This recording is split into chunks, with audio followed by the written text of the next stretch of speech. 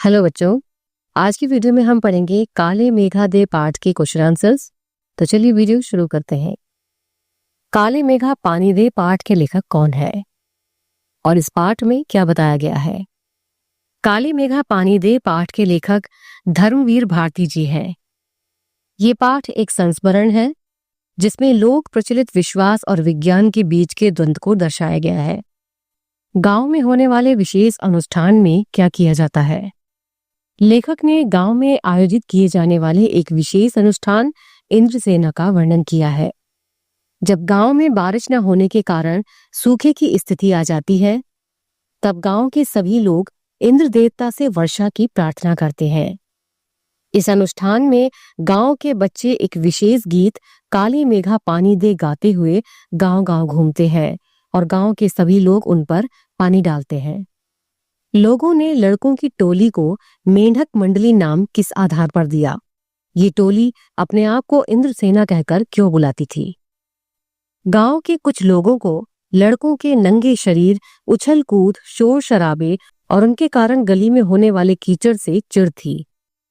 वे इसे अंधविश्वास मानते थे। इसी कारण वो इन लड़कों की टोली को मेंढक मंडली कहकर पुकारते थे। लेकिन ये टोली खुद को इंद्रसेना कहकर बुलाती थी। ये बच्चे इकट्ठे होकर भगवान इंद्र से वर्षा करने की गुहार लगाते थे। इन बच्चों का मानना था कि वे इंद्र सेना के सैनिक हैं और उसी के लिए लोगों से पानी मांगते हैं ताकि इंद्र देवता बादलों के रूप में बरसकर सबको पानी दे सकें। जीजी ने इंद्र सेना पर पानी फेंके जाने को किस प्रकार सही ठहराया है? लेखक बच्चों की टोली पर पानी फेंके जाने के विरुद्ध थे, लेकिन वहीं उनकी जीजी यानी दीदी इस बात को सही मानती थी। उनका मानना था कि ये अंधविश्वास नहीं है। अगर हम इस सेना को पानी नहीं देंगे तो इंद्र हमें कैसे पानी देंगे, यानी वर्षा कैसे करेंगे? उनका कहना था कि अगर परमात्मा से कुछ लेना है तो पहले उन्हें कुछ देना सीखना होगा, तभी परमात्मा खुश होकर मनुष्य की इच्छाएं पूरी करता है।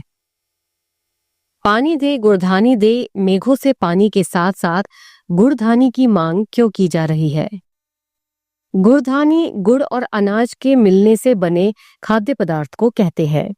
बच्चे मेघों से पानी के साथ साथ गुड़धानी की मांग भी करते हैं।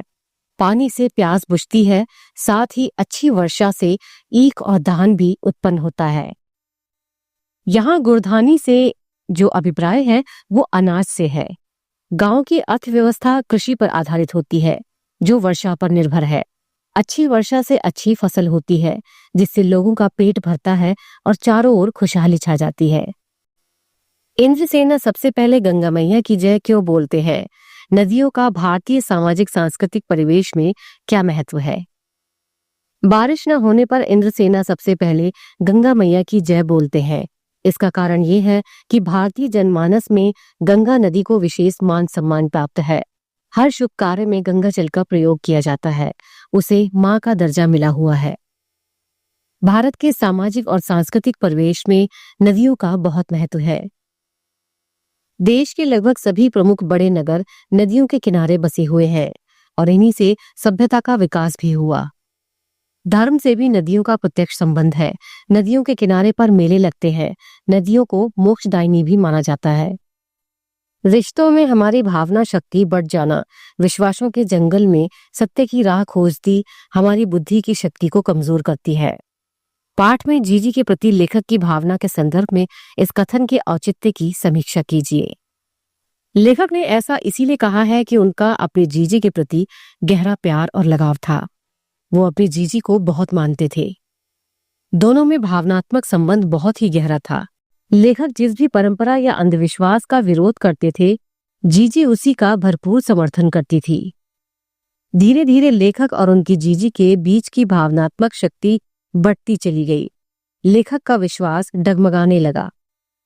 उनकी जीजी ने लेखक की बुद्धि शक्ति को भावनात्मक रिश्तों से कमजोर कर दिया था। इसीलिए चाहकर भी वो उनकी किसी बात का विरोध नहीं कर पाते थे और अंत में उन्हें जीजी के आगे समर्पण करना पड़ता था। आषाढ़ का चढ़ना किसानों में उल्लास क्यों भर देता है? भारत एक कृषि प्रधान देश है। एक किसान के लिए सभी महीने महत्वपूर्ण है, लेकिन इनमें से बैसाख महीना बहुत महत्वपूर्ण होता है, क्योंकि इसी महीने में कटाई प्रारंभ होती है। यदि इस महीने में धूप खिली रहे, बरसात न हो, तो धन धान्य भरपूर होता है, किसानों के चेहरे खिले रहते हैं। इसीलिए आषाढ़ का चढ़ना किसानों में उल्लास भर देता है और वो बेहद खुश हो जाते हैं। लेखक का मन कैसा है? लेखक का मन तर्कशील है। वह तर्क के आधार पर विश्वास को परखना चाहते हैं। वो चाहते हैं कि जो कुछ उनकी जीजी कहती है वह तर्क के आधार पर सिद्ध होना चाहिए। इसीलिए लेखक का किशोर मन बच्चों द्वारा पानी मांगने को पानी की बर्बादी के रूप में देखते हैं। उसे पानी की बर्बादी इसीलिए लगती है कि सूखे में जहां लोग प्यासे मरते हों, वहां पानी से नहाना गलत है।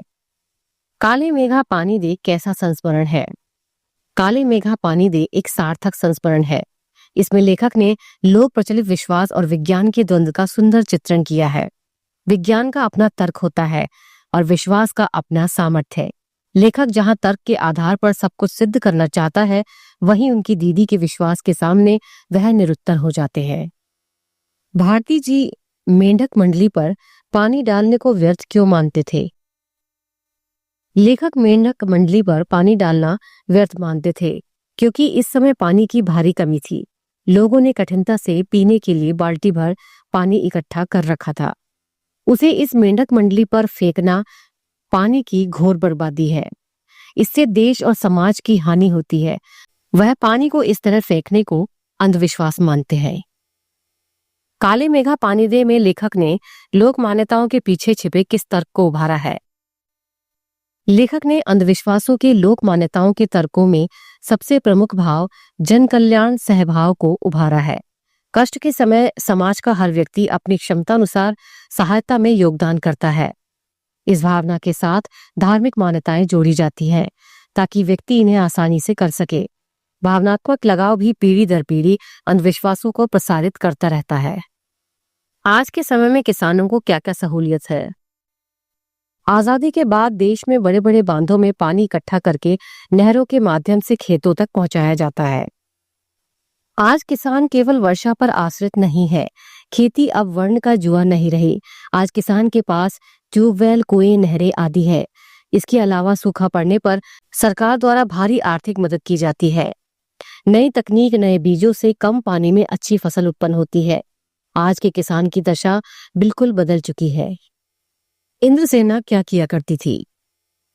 जब गर्मी बहुत अधिक बढ़ जाती थी और पानी की कमी होने लगती थी, दूर दूर तक आसमान में कहीं बादल नहीं दिखाई देते थे, तब ये बच्चे एक जगह इकट्ठा होकर गंगा मैया के नारे लगाते हुए गांव गांव घूमते थे। तब गांव के सभी लोग अपने घर से थोड़ा थोड़ा पानी लाकर उनके ऊपर डालकर उन्हें नहलाया करते थे, क्योंकि उनका मानना था कि ऐसा करने से इंद्र देवता प्रसन्न होंगे और गांव में बारिश होगी। गांव वालों के इस अंधविश्वास पर लेखक की क्या प्रतिक्रिया थी? लेखक को ये सब सरासर अंधविश्वास लगता था और उनको लगता था कि इस तरह के अंधविश्वास देश को न जाने कितना नुकसान पहुंचा रहे हैं। लेखक के अनुसार ये इंद्रसेना नहीं बल्कि पाखंड है। लेखक मानते हैं कि इस तरह के अंधविश्वास के कारण ही हम अंग्रेजों से पिछड़ गए और उनके गुलाम होकर रह गए। लेखक बचपन से ही किससे प्रभावित थे और क्या कार्य किया करते थे? लेखक बचपन में उस समय इंद्रसेना में शामिल होने वाले बच्चों के ही उम्र के थे, लेकिन वह आर्य समाजी संस्कार से प्रभावित थे और कुमार सुधार सभा के उपमंत्री भी थे, जिसका कार्य समाज में सुधार करना और अंधविश्वास को दूर करना था।